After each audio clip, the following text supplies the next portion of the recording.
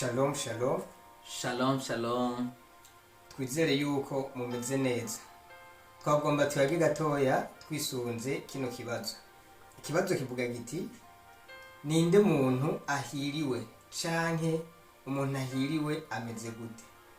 Isi irafise abo yitwa abahiriwe. Ifatiye ku mashuri menshi baba barize, ifatiye ku butunzi bwinshi bafise, ifatiye ku cubahiro c'isi bafise, canke ifatiye no ku bindi byinshi bagiye barakora. Ibi navyo kubigira ni vyiza kandi n'umugisha. None umuhigwe ninde? Tugiye kwifashisha amajambo dusanga mu gitabo ca Yeremiya igice cyaho ca 17 ku murongo w'indwi.